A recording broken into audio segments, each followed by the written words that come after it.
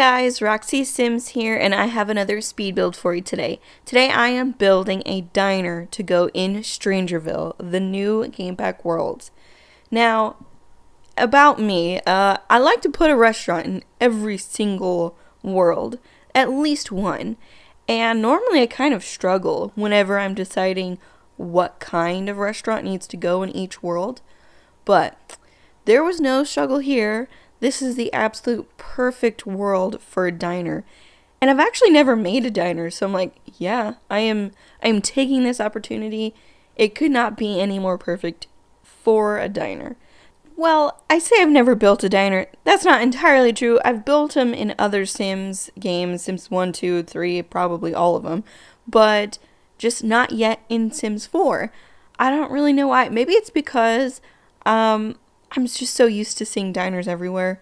You know, I live in like a rural area, so there are plenty of diners. So I think whenever I normally build a restaurant, I'm like, I'm going to do something way different from what I see all the time, you know?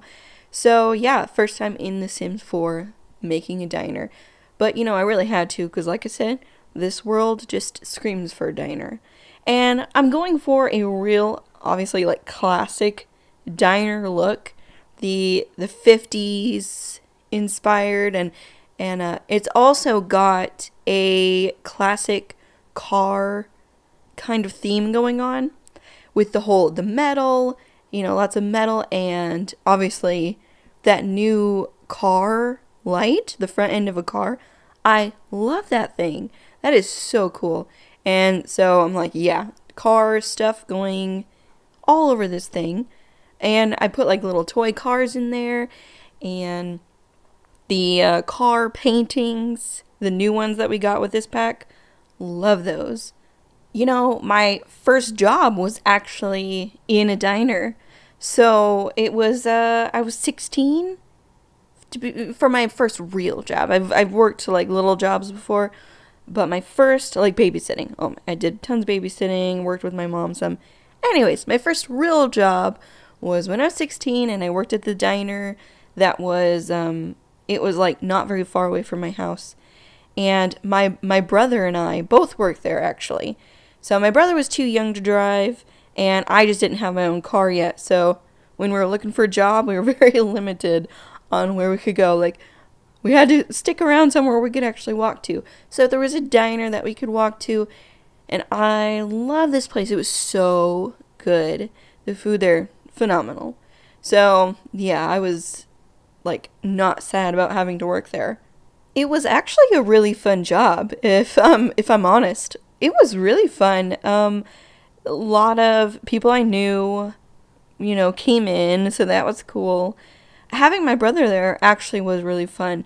My brother and I always got along. You know, we weren't like we didn't fight a lot or anything. So that was really nice. In between lunch and dinner, you know, the place got pretty slow, like most restaurants, especially in rural areas. They just get really slow. And so that's whenever we would do, like, for example, the owner of the place wanted us to separate the tater tots into, like, little containers. So when someone ordered in order, he could just take the container and dump them all in the fryer, you know. And so there's like 23 tater tots in like a little container. Something like that. I actually think it might be 23. I think I still remember it being 23. That number just has stuck in my head, I think. But anyways, so there was like 23 tater tots in a container, and my brother and I would like race to see how many people, like how many containers we could fill in a certain amount of time. Actually, the racing made it pretty fun. And there was another girl who worked there too around her age, so we just had a blast every day. In that downtime, it was like just, you know, hanging out with your friends, which is about as much as you can ask from a job, really. And then the owner also, he had like a meat smoker outside of the restaurant. So he smoked like pork and stuff. Oh my goodness. This pork was so good. I literally, like, he would cook us a meal every day after the lunch rush. So every day you came into work, you got a meal for free. And I literally ate this pork every day for weeks. I couldn't get enough of it. I'm like, I need this in my life. It's so good. And it was probably the best paying job in the entire town that I was from. It's such a small town, so you're not getting any more than minimum wage anywhere you work. But the cool thing was, you know how normally waiters and waitresses, at least in America, only make a couple bucks an hour and rely on the tips to make up for the rest. Well, in a small rural town, tips just aren't going to do that. So you would get paid minimum wage plus tips, which, if you're a good waiter or waitress, that can work out really, really well in your favor. I got way higher than minimum wage. And I actually made enough I just worked over the summer, and I only spent my tips, for going out, movies, out to eat, whatnot. And I only spent my tips, and I used my entire check. I saved up enough, saved up all my checks, and I had enough to buy a whole car, with cash. Just straight up, just bought a car, and that was so cool. It was not a great car. I'll be honest. It was like a kind of an old lady car, but it was a really, really powerful, awesome old lady car, and it worked for quite a few years. So I ain't complaining. It was a great buy. And it really was a powerful car. It's one of those cars that you would look at it and you think, oh, I could definitely beat that car in a race. But then you race it and it it gets up and goes. That was seriously that car. And as a very fast driver, as a 16-year-old, I liked that. But don't drive fast. It's not safe.